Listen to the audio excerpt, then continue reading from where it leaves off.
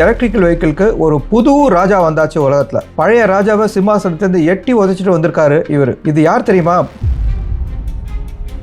அவர் இந்த இதுக்கு ஒரு மானியம் கொடுக்க வேண்டாம் அப்படின்னு டிசைட் பண்ணி அந்த மானியத்தை டப்புன்னு கட் பண்ணாரு. உடனே வந்தது எலான் மஸ்க்குக்கும் ட்ரம்ப்புக்கும் பெரிய சண்டை. நீங்கள் ஒருவேளை டெஸ்லாவில் ஷேர் போட்டிருந்தீங்கன்னா ரொம்ப ஜாக்கிரதையாக இருங்க. ரொம்ப கூர்ந்து கவனித்து அதை விற்க வேண்டிய நேரத்தில் விற்றுருங்க. ட்ரம்ப்புக்கும் எலான் மஸ்க்குக்கும் அவங்களுடைய நட்பு முறிஞ்சு ஒருத்தரோட ஒருத்தர் இனிமேல் நான் முகத்தை கூட பார்க்க மாட்டேன் அப்படிங்கிற அளவுக்கு ஒரு ஃபேஸ் ஆஃப், அதாவது எதிர் முகமாக போன அப்புறம் கொஞ்சம் அந்த இது மாதிரி டெஸ்லா வாங்க ஆரம்பித்தாங்க. அப்போ கூட அந்த மானியத்தை குறைச்சதுனால இருக்கிற விலையில் அமெரிக்காலேயே டெஸ்லா விற்கப்படுற அளவு ரொம்ப குறைஞ்சி போச்சு.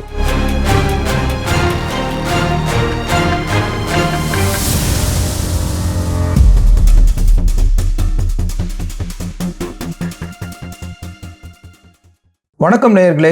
இந்த சேனலில் பாலிடிக்ஸ் மட்டும் இல்லாமல் உலகளாவிய பல விஷயங்களை நம்ம பேச போகிறோம். என் சேனலுக்கு சப்ஸ்கிரைப் பண்ணி பாருங்கள். நன்றி. இன்னைக்கு நம்ம எதை பற்றி பேச போகிறோம்னா, ஒரு முக்கியமான விஷயம் எலக்ட்ரிக் வெஹிக்கிளில் போயிட்டுருக்கு. அதாவது எலக்ட்ரிக்கல் வெஹிக்கிள்க்கு ஒரு புது ராஜா வந்தாச்சு உலகத்தில். பழைய ராஜாவை சிம்மாசனத்திலிருந்து எட்டி உதைச்சிட்டு வந்திருக்காரு இவர். இது யார் தெரியுமா? சைனாவோட BYD கார் எலக்ட்ரிக் வெஹிக்கிள். அதுக்கு முன்னாடி யார் அந்த சிம்மாசனத்தில் உட்காந்துருந்தது? உங்கள் எல்லாருக்கும் தெரியும், டெஸ்லா. அமெரிக்கன் பேஸ்டு டெஸ்லான்ற காரு அமெரிக்காவில் டெக்சாஸ் மாகாணத்தில் ஆஸ்டினில் ஒரு சின்ன அளவில் பேட்டரி சார்ஜ் பண்ணுற மாதிரி ஒரு காரை ஈலான் மஸ்க் அப்படிங்கிறவர் பண்ண ஆரம்பித்து அவர் வெற்றிகரமாக அதை நிரூபித்த உடனே கவர்மெண்ட்டோட சப்போர்ட்டோட, அதாவது ட்ரம்ப் மாதிரி அமெரிக்காவில் இருக்கிற ஒரு கவர்மெண்ட்டோட சப்போர்ட்டோட, கவர்மெண்ட்டோட மானியத்தோட, பைடன்லேருந்து அந்த மானியம் ஆரம்பிச்சிருச்சு. அந்த மானியத்தோட அவர் அந்த பிஸ்னஸை ரொம்ப வியாபாரத்தை வெற்றிகரமாக நடத்தி அதை வாங்குறவங்களுக்கு கம்மி விலையில கொடுத்து கவர்மெண்ட்லேருந்து மானியத்தை வாங்கி ரெண்டு பக்கத்துலேருந்தும் அவர் நட்பை பண்ணி ரொம்ப பெரிய பணக்காராயிட்டாரு. உலகத்தில் நம்பர் 1 பணக்காரராக ஒரு கட்டத்தில் ஈலான் மஸ்க் இருந்து உலகத்தில் ஈலான் மஸ்க்னா தெரியாதவங்க யாருமே இல்லை அப்படிங்கிற இடத்த அடைஞ்சார். ட்ரம்ப்போட ரொம்ப தோஸ்தாயி அவர் எலெக்ஷனுக்கு ட்ரம்ப்புக்கு பின்னாடி இருந்து ட்ரம்ப் வெற்றி பெறறதுக்கே காரணமாகி ட்ரம்ப்போட கவர்மெண்ட்ல ஒரு அப்பாயிண்டட் மினிஸ்டரா அவர் இருக்கிற அளவுக்கு வளர்ந்தார். ஆனா என்ன பண்ணாரு ட்ரம்ப்? என்ன தெரியுமா பண்ணாரு? ட்ரம்ப் கணக்கு பார்த்தாரு. ட்ரம்ப் ஒரு பெரிய பிசினஸ்மேன், வியாபாரி. அவர் நேர கணக்கை பார்த்தாரு. யார் யாருக்கு எவ்வளவு கொடுக்குறோம், யார் யாருக்கு எவ்வளவு செலவு வருது, யார் யார்கிட்ட எவ்வளவு வருவாய் வருது அப்படின்னு பார்த்தாரு. இந்த எலான் மஸ்க்கு ரொம்ப அதிகமாக கொடுக்குறோம், அவர் ஏற்கனவே பெரிய பணக்காரர், அவர் இந்த இதுக்கு ஒரு மானியம் கொடுக்க வேண்டாம் அப்படின்னு டிசைட் பண்ணி அந்த மானியத்தை டப்புன்னு கட் பண்ணாரு. உடனே வந்தது எலான் மஸ்க்குக்கும் ட்ரம்ப்புக்கும் பெரிய சண்டை. அது தெரியும். பட் இப்போ விஷயம் அது இல்லைங்க. விஷயம் என்னன்னா, BYD அப்படின்னு சைனாவோட எலக்ட்ரிக் வெஹிக்கிள். BYD அப்படின்னு நம்ம இன்னொரு எலக்ட்ரிக் வெஹிக்கிள் பற்றி நம்ம தெரிஞ்சுக்கணும்.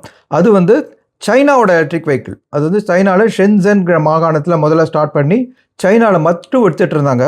அவங்க இப்போ இன்டர்நேஷ்னல் மார்க்கெட்டை 2023 வெளியில் வர ஆரம்பிச்சிட்டாங்க. அவங்களோட பெரிய இன்டர்நேஷ்னல் மார்க்கெட் யூகேல அவங்க விற்று இப்போ பார்த்தீங்கன்னா யூகேல போன வருஷத்தை விட 2025 780 மடங்கு அதிகமாக விற்றுருக்காங்க. அதாவது எப்படி சொல்ல போனோம்னா 9 மடங்கு அதிகம். அவங்க 100 கார் முன்னாடி வித்துட்டு இருந்தாங்கன்னா இப்போ 900 கார் விற்கிற அளவுக்கு அவங்க வளர்ச்சி யூகேல மட்டும் இருக்கு. அவங்க உலகளாவிய அளவில் வளர்ந்தாலும் அமெரிக்காவில் அவங்களால உள்ள நுழைய முடியல.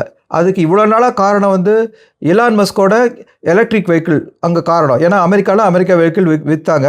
ட்ரம்ப் சைனாவோட ப்ராடக்ட்டுக்கு, உலக அளவில் எல்லா ப்ராடக்ட்டுக்கும் டேரிஃப் போட்டது நம்ம எல்லாருக்கும் தெரிஞ்ச விஷயம். சைனாவிலேருந்து வர ப்ராடக்ட்டுக்கு 100% டேரிஃப் போட்டார். அதாவது BYD காரை அமெரிக்காவில் விற்கணும்னா சைனாவில் விற்கிற விலையை விட அமெரிக்காவில் 100 மடங்கு அதிகமாக விற்கணும். அதாவது டபுள் மடங்கு, 2 மடங்கு அதிகமாக விற்கணும். அந்த அளவுக்கு டாரிஃப் போட்டார். அதனால BYDயால் அமெரிக்காவில் ரொம்ப வெற்றிகரமாக விற்க முடியல. ஆனால் இப்போ பாருங்க, இப்போ ஒரு உலக அளவில் ஒரு மார்க்கெட் 2025 மார்க்கெட்டை பார்த்தான்னா ஈலான் மஸ்கோட டெஸ்லா கார் 1.6 மில்லியன், அதாவது 16,40,000 கார் விற்றுருக்கு. அதே நேரத்தில் நம்ம BYD காரை பார்த்தோன்னா அது 22,60,000 கார் விற்றுருக்கு. ஸோ அந்த அளவுக்கு எலக்ட்ரிக் வெஹிக்கிள் ஸ்பேஸை டெஸ்லாலேருந்து BYD டேக் ஓவர் பண்ணியாச்சு. டெஸ்லாவை கீழே தள்ளிட்டு அந்த சிம்மாசனத்தில் இப்போ உட்காந்துருக்கிறது BYD. அதுதான் அந்த கார் தான் இப்போ இருக்குது.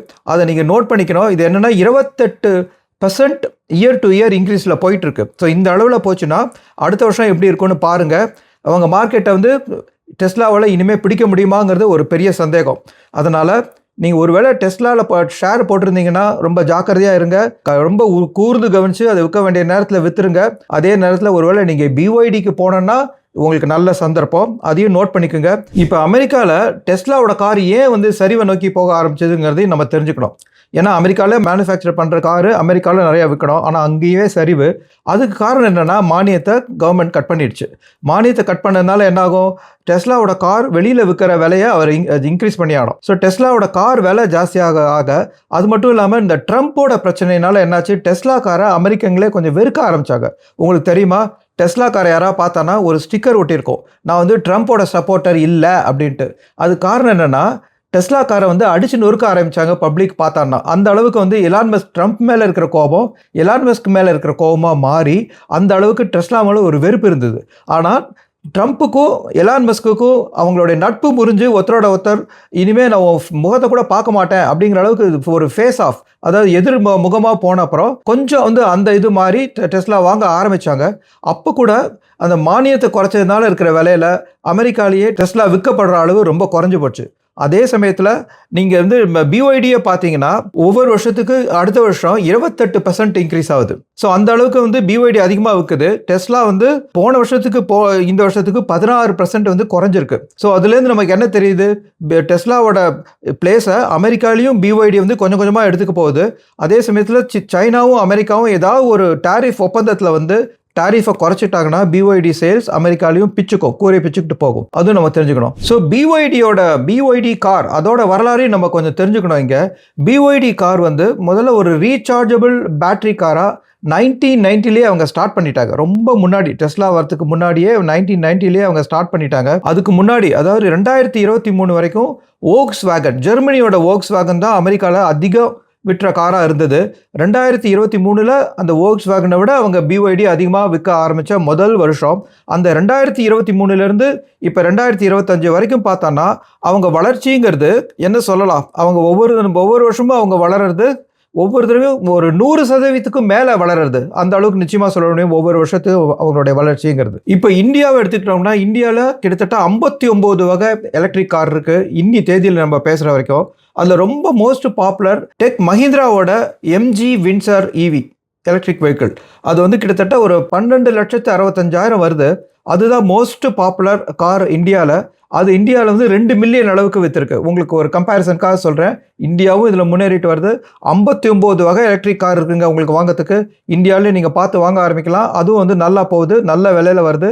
2 மில்லியன் விற்றுருக்கிற எலக்ட்ரிக் காரு இந்தியாவில் வந்து அதிகமாக விற்க ஆரம்பிக்க போகுது. எப்படி உங்களை மாதிரி இருக்கிறவங்க வாங்கி நம்ம இளைஞர்கள் தான் அதில் எலக்ட்ரிக் காரை அதிகமாக வாங்குறாங்க. அவங்க வாங்குறதுனால அந்த சேலும் இன்க்ரீஸ் ஆக போகுது.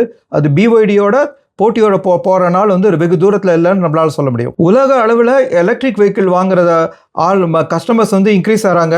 அந்த அளவுக்கு போட்டி போடுற அளவுக்கு இந்தியாவிலேருந்து வர எலக்ட்ரிக் வெஹிக்கிளும் வந்து ஒரு தரத்தை ரீச் பண்ணி உலக அளவில் வியாபாரம் ஆகும்னு நம்ம நிச்சயமாக நம்பலாம். நன்றி. என் சேனலுக்கு சப்ஸ்கிரைப் பண்ணி பாருங்கள். Thank you very much.